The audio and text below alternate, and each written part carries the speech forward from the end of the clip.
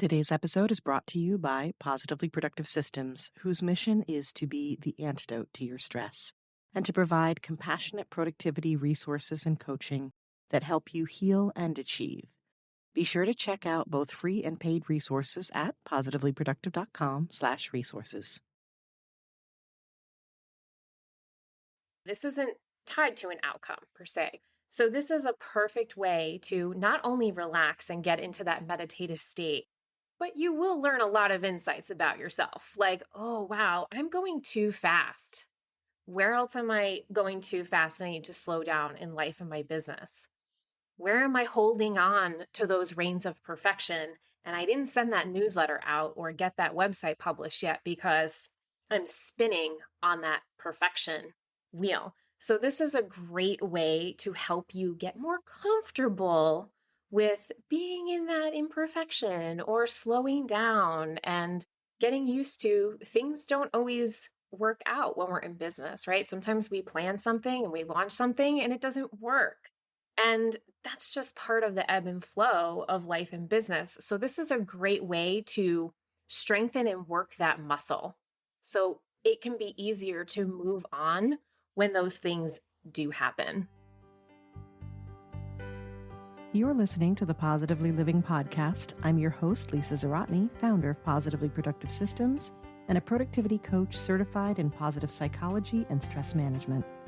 Join me as we explore ways to live a more proactive, positive life with episodes on productivity, self-awareness, mindset, entrepreneur life, habits and systems, simplicity, fun, and more. I understand overwhelm personally as a multi-passionate entrepreneur, wife and mom to kids and cats, and as a caregiver. I'm here to help you choose what's right for you so you can do less, live more, and breathe easier. Sound good? Let's get to it. Welcome to the Positively Living Podcast. I'm your host, Lisa, and today we're diving back into a healing habit I absolutely love. But we haven't chatted about it in a while, so we are due. It's meditation. We're doing it differently, though, through another tactic we've talked about a lot here, creativity. Back in the early days of the podcast, I shared a solo episode on meditation. It's a little-known fact that I have a certification in meditation instruction, which I obtained because I believe in the benefits of this habit so much. I wanted to be able to share it with my clients, and I have done custom guided meditations for clients for years and have plans to record more for everyone, so stay tuned for that.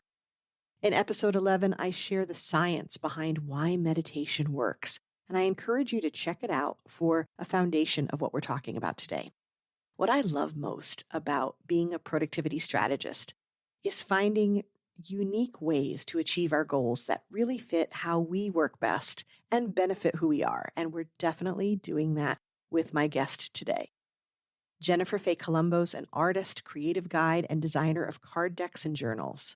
She believes we're all creative and have the ability to use art to gain insights, for self-care, to tap into the creative flow, and so much more, no matter our level of experience.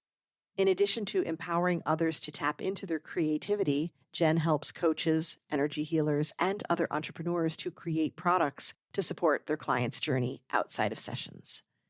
Jen and I dig into the idea of creative expression and, focusing on art specifically, discuss how you can use that to easily form a meditative practice. Jen shares simple, specific steps for a fast practice. We're talking 3 to 5 minutes. Whether you're a self-proclaimed artist and you love this idea, or a rule follower who claims you aren't creative and you're not so sure, you'll find this technique doable and valuable. We cover how and when it's best to try an art meditation, as well as prompts for reflecting on the practice, which is where you can find even more valuable insights about yourself. Jen makes it so easy and talks about how this is really creating your own abstract art. Her recommendations here remind me of how I approach vision board work, which I share in episode 137. You don't have to be literal to tap into your wisdom and use visuals to pursue your goals. So much of what we discussed complements other conversations here, especially episode 169 on visual thinking with Brandy Agerbeck. Whereas the point of her practice is to process thoughts and ideas, this practice is intended to be more calming and open and may lead to those insights. You could definitely put the practices together for a powerful duo and even more ideas and direction. I also want to mention an episode that's kind of a deep cut for the Positively Living podcast. Isolde Trachtenberg's episode 47 on accessing creativity through mindfulness is almost a reverse of what we're talking about, but it's also the reason why this practice works. This whole collection of conversations that I'm mentioning, which I've linked in the show notes if you're curious to listen to them, reminds us of how it's all connected. I cannot wait for you to meet Jen and learn how easy it is to tap into a meditative practice. So without further ado, let's join her. Welcome to the Positively Living podcast, Jennifer Faye Colombo. I am not underselling it when I say I am delighted to have this conversation with you today. Thank you. I am so excited to be here with you and to share with your audience of multi-passionates just like I am. Exactly. You know what we go through, and you have some great ideas for us. But before we dig into those, would you please share a bit about who you are, who you help? And my favorite part of this question is what makes you light up? Oh, I love this. So I'm an artist. I also am a creative guide. I also create products for myself and for other people, journals and card decks. That's that multi-passionate in me. And I love helping and showing people that we are all creative, they are all creative, and we express it in many different ways. And that in and of itself lights me up, but I am in my truest light up sunshine joy when I am in my own creative practice, painting in my studio, and just being completely present with what's in front of me. I love that you mentioned being present because that ties in so beautifully to our topic today. When we talk about meditation, when we talk about mindfulness, it really is about the practice of being present. So you love to do that yourself. And then, of course, sharing that love with others in a variety of different ways. One, of course, is creating on behalf of others. And I'm still very intrigued about the card deck thing. So I love that you do that. And that's become so popular. But I think we're tapping in today more on that creative guide side. So let's dig in a bit to what we mean when we say, or I'm using it as creative expression, right? We're using that as a bigger term. Do we mean art? We probably mean that plus other things. And what does that mean exactly to us and for us? When I'm referring to it, I'm usually referring to art, but of course, that creative expression shows up in so many different ways. I think what's really important to share when people come to me, a lot of times I hear this, I'm not an artist, I'm not creative. And that just breaks my heart because it's not true. We are all creative beings. And as Lisa said, we express it in many different ways, especially those of us that are business owners. We tend to think that creative expression is a visual art or performing art or writing, but that's not true. It can express in so many different ways. It can express when people are in the kitchen, when people are in the garden, even those who are so brilliant at organizing and problem solving. And my goal when I'm working with people is to show them that art is another path for them, even if they're not trained. And it's a beautiful way to tap into your heart, to tap into your expression, and to really step into that creative flow in a way that might be outside your zone of genius. But when you allow that to happen and you're willing to step a little into the uncomfortable, magical things will start to unfold. You will start to notice when you get into it more, naturally, things are going to just start to flow in better. Creative ideas are going to drop in for life, for business, whatever it is. I kind of say it's the same thing as like, when you get into the shower and then you're in that space and then all of a sudden you're like, oh my gosh, this idea, this idea, this idea, this idea. When you get into creative expression, playing with art supplies and in that meditative form, this is the ripple effect that can start to happen and spill over into your life and your business. I love that. I often say that I literally solve all the world's problems in the shower or like randomly driving alone in the car. But it's true. And this is what we talk about when we talk about meditative practices and things like that is in the quiet, answers come to you.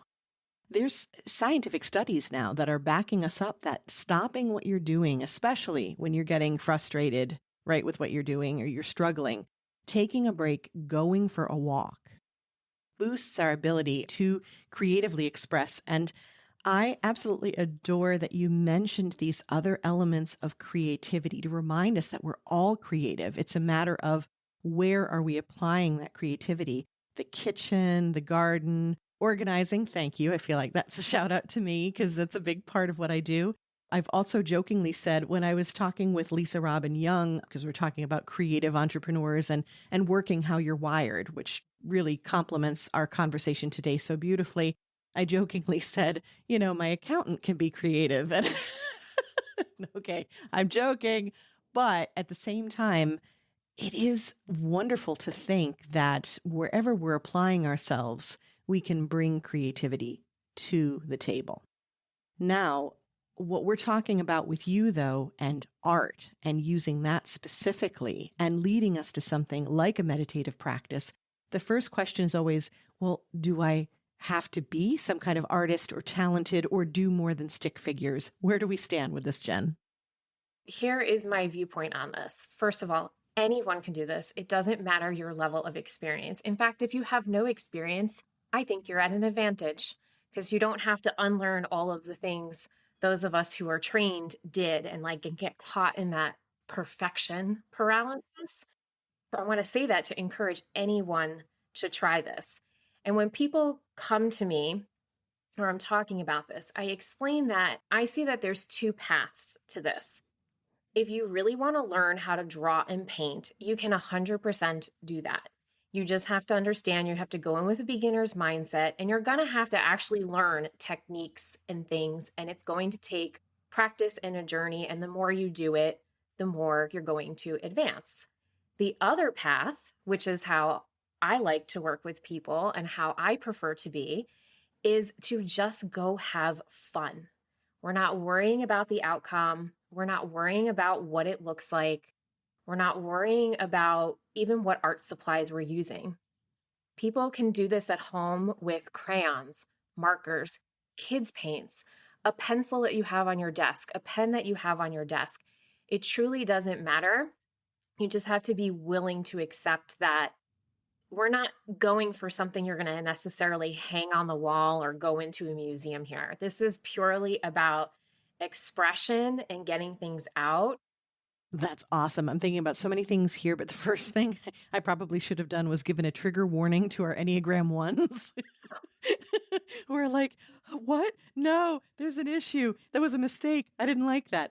Yeah. And I think that's a big part, I think for all of us, because I know even for myself, and it's probably because I wing toward that, but I struggle sometimes when I've made a mess of something and you really have to be able to, practice sitting in that uncomfortability. Is that a word? We're making it a word. I don't know. But that really awkward feeling. And I'd like to say I do awkward well, but at the same time, it feels like off when you're like, oh, I messed that up. So leaning into that and playing with it, what you said about the outcome not mattering, how freeing is that? Oh, it's so freeing when you're willing to do this, especially when people come to work with me. This isn't tied to an outcome per se. So, this is a perfect way to not only relax and get into that meditative state, but you will learn a lot of insights about yourself. Like, oh, wow, I'm going too fast. Where else am I going too fast? And I need to slow down in life and my business. Where am I holding on to those reins of perfection?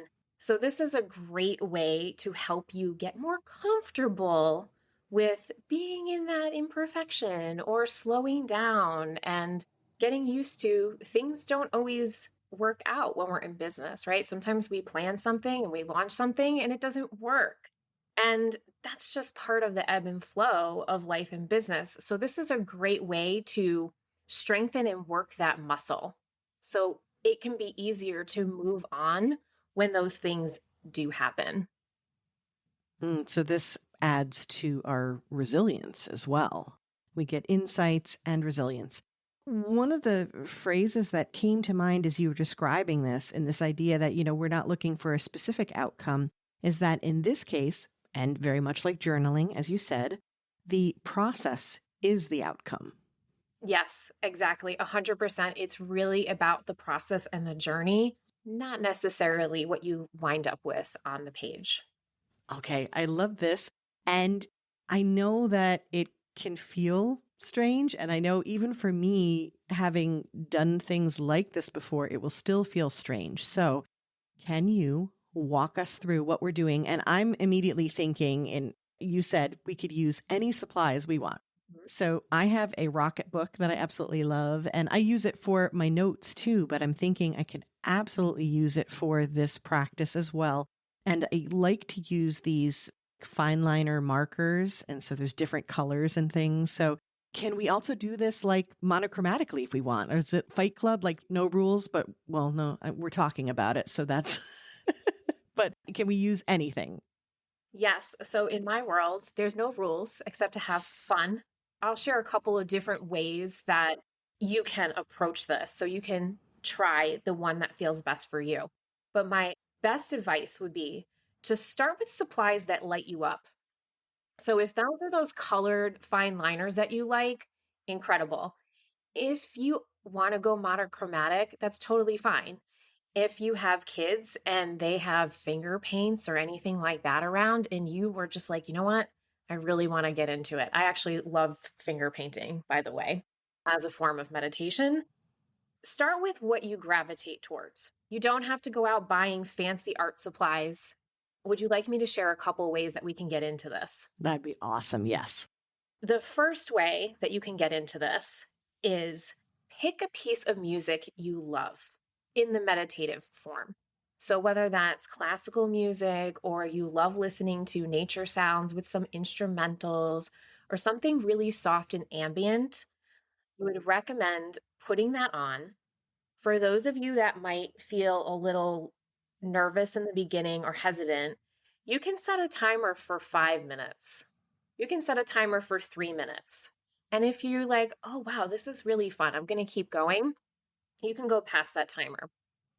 Now, let me back up for a second because I want to set you up for success. So, when you go in to do this, whatever it is that you want to play with, have it in front of you, have it ready to go and easy to grab. So, you don't have to get up and then go, oh, I want to play with this marker now, or oh, I forgot more paper. Have a couple extra pieces of paper around in case you want to use more than one piece of paper. And when you have yourself set, go ahead and put the music on. Breathe for a couple of breaths in your own time. Start to just listen and sink into that music. And the music's going to be your guide. You're not going to worry about what anything looks like. The music is going to guide you of how you want to move your hand across the page. It's probably going to nudge to you what colors you want to pick up and what you use, right? Some music is faster, some music is softer. And just really see if you can get present listening to that music and allowing your hand to go across the page. You're not necessarily drawing something realistic. You're more doodling, you're more scribbling. You're just going to go. And then when your timer goes off or the music is up, just notice and see how you feel. How was that practice for you? If you're not used to doing this, it might feel uncomfortable, and that's okay. It takes some getting used to get into this, just like a meditation practice. And there's different forms of meditation, and different ones work better for each person. Same principle applies here. I love that. And there are some really simple concepts in here to get us into it because, of course, I'm immediately coming at this with like all the questions. Okay, so how do we do this? And what are we doing at the time? Like, what exactly do we draw? Or how do we know what to draw? So hello, hi, join me in the Overthinkers Club. The idea of picking music, which could be random or just something that you're feeling in the moment, like, ooh, I like this, or there's like probably some go-tos that we have. I know for me, I like George Winston music because it's piano and I'm a huge fan of that, a piano player from way back. And it's very seasonal and it's fluid. And so taking pieces like that and then connecting what you're drawing or doodling. And I guess we could even start very simply. I'm thinking about how we would doodle, as you said, and you would do like repeated loops or patterns or things. And then you could change up those patterns depending upon what you're feeling with the music. Yes, 100%. Patterns are wonderful. Some people, I encourage them to, if words decide to start coming in and you feel called to write those words or a phrase or a sentence, that's totally valid too. It really is just following. I'm showing you in this to trust your own inner wisdom and like what wants to come through to your heart. Hmm. And something I also tell people to tune into when they go to do this, listening to a specific piece of music, I'll share a couple of prompts for you. That is like, how are you feeling right now? So if you're feeling calm and this music is starting to put you into a calm state, what colors represent calm for you? What shapes represent that? How does the line appear? If you're calm, you're probably not drawing these tight, tight, tight lines and like a tight knotted ball, if you will, kind of like a knotted ball of yarn. If you sit down and you're stressed out, it may start like that. And you may notice as you start to listen to the music and you go through the exploration, you're going to start to soften, which is really beautiful when that happens. It could be thinking about a word that comes to mind and like really tapping into that feeling. If we're listening to something and it's the ocean, don't feel like you have to draw the ocean. It could be a page of just colors of blue or orange and pinks to add a sunset or sunrise. Abstract artwork is beautiful. A lot of people love it. They adore it. They're pulled to it because of the emotion. You get to create abstractly here. You don't have to worry about any of the rules. I like that there's a lot of freedom in that. I think for those of us who are rule followers or who want something specific as a guide, the idea of going with shapes or adjusting accordingly or adding in words. And that could probably help if you're not sure about shapes or lines or things relating to the art itself. If you're still sort of new to the process, allowing in the words or making the words the lines and the shapes and kind of playing from there can be easier to start. So I'm curious, and you touched upon this a little bit with the prompts, and this was one of the questions that I had is when we're doing this, and you've given us really simple steps to do this, and alone doing this is calming. It's going to be calming to your body. It is meditative in that regard where you are breathing, you are focused elsewhere. It's an engaged kind of calm because you're doing something, but your brain isn't trying to overthink right in the moment. So that is meditative. That checks off the box for what we're trying to achieve today. But when you were talking about insights, do we think of those or do we try to look for those as we're doing it or be in the moment and then part of the review is finding the insights? This is such a great question. And I know those rule followers like this question. And by the way, I am typically a rule follower. I've become quite the rebel of breaking out of rule following through this practice that I've been doing for many years. And that is just softly notice these things. They should be in the background. I would prefer people to be much more present. They typically notice it at the end. And it can be just a tiny little acknowledgement of, oh, wow, I was rushing through and this music was actually really slow. And it can just be an acknowledgement of, I'm going to practice to see where I can slow down in my life. For those of you who like to journal and you want to journal on it, you can. But it can be as simple as an acknowledgement of, oh, wow, I observed this. Thanks for showing me that lesson. And you may choose to want to work on shifting something, or you may choose not to. Either is totally fine. It feels fitting and almost easier too for the practice itself to not have to worry about catching something as you go, because again, it allows you to be present, which is the point of it. But the benefit of, I like your phrase, softly notice, which is, it makes me think things that make you go, Yes. right? You don't have to have the meaning. You don't need to make a note of it necessarily, but it's like, oh, interesting. And some of the things I wrote down as you were describing this sort of almost like little mini prompts to look for, right? If you need questions sort of to ask yourself is color choices, pace, you mentioned that a few times, and changes, especially maybe in the moment where you, like you said, you might have started feeling that stress in your body. And hopefully, after the simple practice in even just a few minutes, feeling much more relaxed. But yeah, looking for those shifts, I suppose. Yes. And depending on how you're doing in your day and when you go to sit down to do this, it may be pure relaxation for you. And you're not noticing anything and you don't have an insight that time. And that's totally okay. It works both ways. It completely depends on the situation and when you go to sit down. This, like meditation, does take some practice, right? Like it may take you time to get used to it. I am a trained artist. I have all of this technique behind me, and I had stopped painting for a while. And when I decided, I kept getting this nudge to go back to painting, go back to painting. And I decided to sign up for a beginner watercolor class because I haven't done this in like 10 years. So I'm probably going to be really rusty. And I sat down in class. And again, remember, I said I was a rule follower, I'm that A+ student. I sat down, nobody sat with me. The teacher starts class, and I was like, no. I put on my headset. I had my iPod with me and I just put on meditative music and I just started painting. And she allowed me to just do my thing and just be. I wasn't being disruptive to the class. It was so freeing and so empowering, but it wasn't necessarily the most comfortable thing the first time that I did it. It took me practice and like doing this a whole bunch of times to really sink into it and then to start to realize what was happening and the insights that I was gaining. And then how I wind up was prompting myself is how I wind up prompting other people. So I went on this little adventure. So you're not alone in this.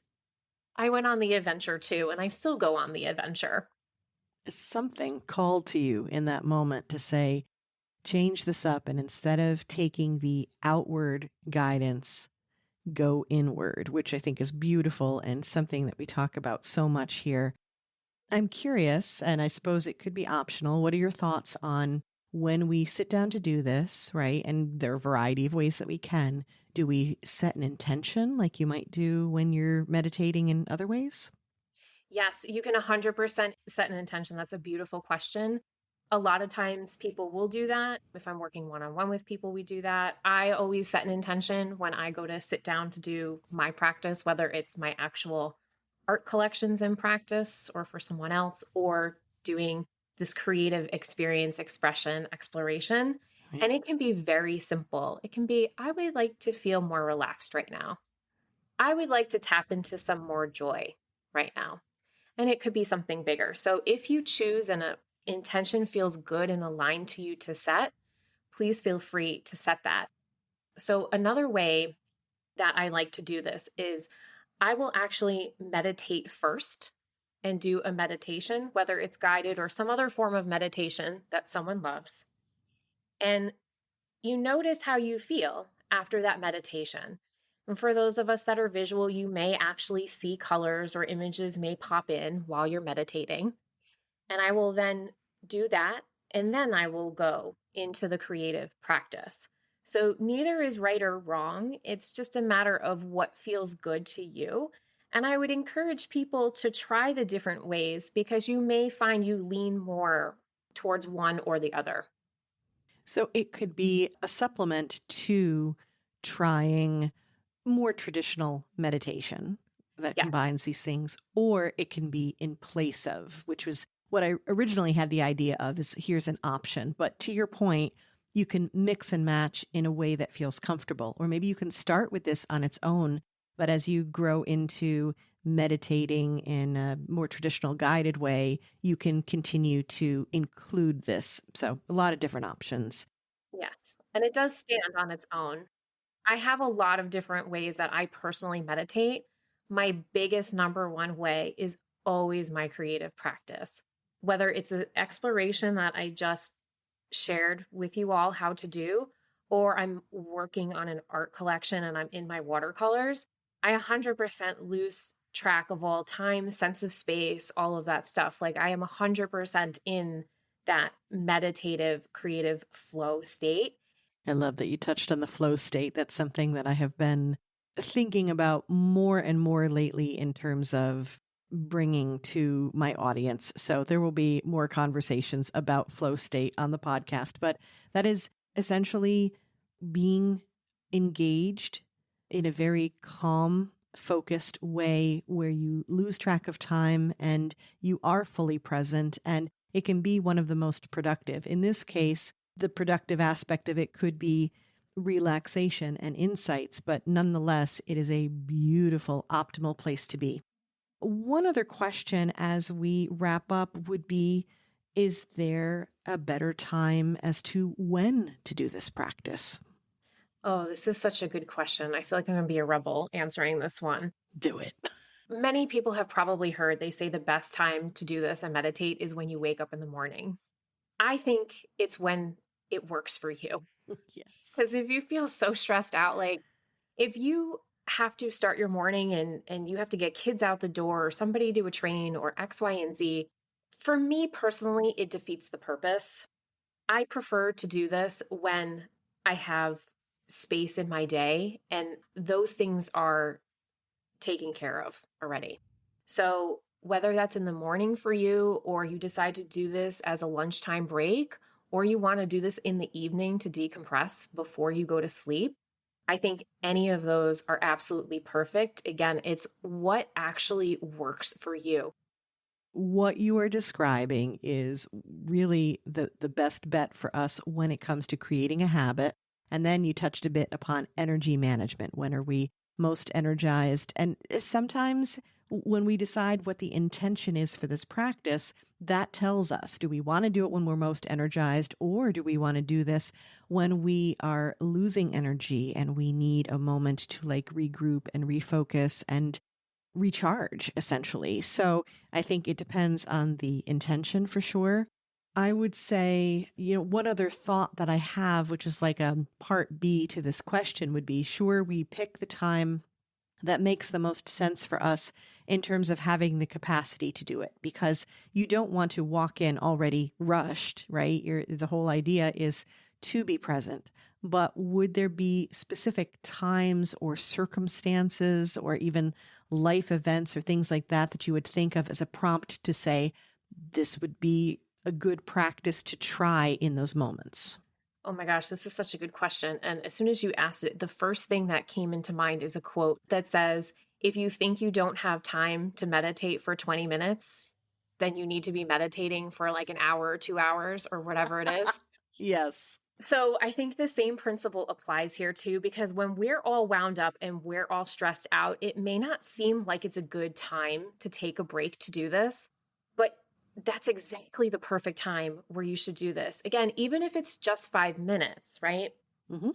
So when you have those moments of stress and you really need to get present, because really, like, this is also a self care thing. This is that same principle of, okay, go outside and take a walk in nature. So I think it's most important in those moments where you can actually stop and say, you know what? I'm going to give myself 5 minutes. I'm going to breathe. I'm going to listen to some music and I'm going to play with my crayons or markers or whatever it is. You will notice, I have noticed this every time people I work with share this too. You will notice a shift. It might be a tiny shift, but it still is a shift. And if you get an even bigger shift, incredible. And then you can go about the rest of your day. Wonderful. And again, it's a practice that you continue. And as with any of these healing habits, it's cumulative. So the more that you do it, the quicker the shifts will happen and the insights will come, and the more you'll gain from it. Okay, this is a beautiful place for us to wrap up. So before we have a little extra bonus fun, as you know, because you do listen to the podcast, we have the rapid wrap up coming. But before we do that, please tell us where we can find you online and resources for support in doing this very thing. Absolutely. So you can find me online on my website, jencolombo.com. I'm on Instagram as Jen Faye Art, and I do share lots of tips on getting into the creative flow, as well as I live at the coast of Connecticut. So you will often see me posting ocean, little mini 10, 15-second ocean videos that can help you really get grounded and centered. So I share all of that there. If you're interested in working with me, I do have stuff available on my website. I have blog posts for resources, and I do have some meditation with prompt classes that people can purchase as well. Fantastic. I'll have those specific details in the show notes. And I absolutely follow Jen on Instagram. So find me and you'll find her there as well. All right. You ready for this rapid wrap up? I am. Fill in the blanks for me, please. A song that lifts my spirits and makes me dance is? Okay. Every single time the song comes on the radio or I play, if I'm in a bad mood, I play it. Justin Timberlake's Can't Stop the Feeling. It's such a good one. I'm pretty sure that was on the Positively Living podcast Spotify dance playlist, volume 1, and we're up to volume 3 or 4. So I'm totally adding it again. Bring it back. How about a quote or a mantra, other than the one that you just mentioned, which was really good, but a quote or mantra that inspires me or I love to share is? So it's an Elizabeth Gilbert quote, and it is, a creative life is an amplified life. It's a bigger life, a happier life, and an expanded life, and a hell of a lot more interesting life. And that is from her book, Big Magic. And I have so many quotes I love, but that felt like so appropriate for our conversation here today. It really is. And may we all have an amplified life. I love that. Now, how about a resource? It could be a book, an app, literally anything that has made my life better is?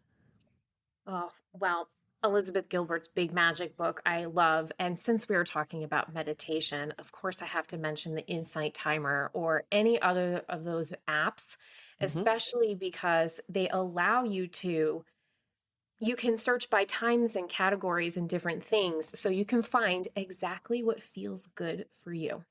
Yeah, I love that. And I have to say, I've had a lot of success on YouTube as well, but we'll definitely add these links. And I'm pretty sure I already have Big Magic on my favorites page in the books that are recommended. But if I don't, by the time you're listening to this, it will be there, positivelyproductive.com/favorites. You'll find Big Magic. As soon as you said Elizabeth Gilbert quote, I knew we were going to love it. Okay, and last, but certainly not least, what are you grateful for today, Jen? I'm super grateful to be here with you, Lisa, and I'm super grateful for the podcast you put out for those of us that are multi-passionates. I do listen to the podcast, and I have to give a shout out to one of my favorite episodes, which is with Gary Ware, and when we were talking about play, because when he was speaking about that, I felt it was so insightful and so inspiring, but the way he spoke about it also resonates really well for the way that I feel about creativity. Yeah, he made it feel so simple and so doable, and you have certainly done that today. So speaking of gratitude, I am grateful for you that we have connected. A quick shout out to Christine McShane, who is also on the podcast, for connecting the two of us. And Jen, thank you so much for shining your light so brilliantly in this world and sharing it with us today. Thank you.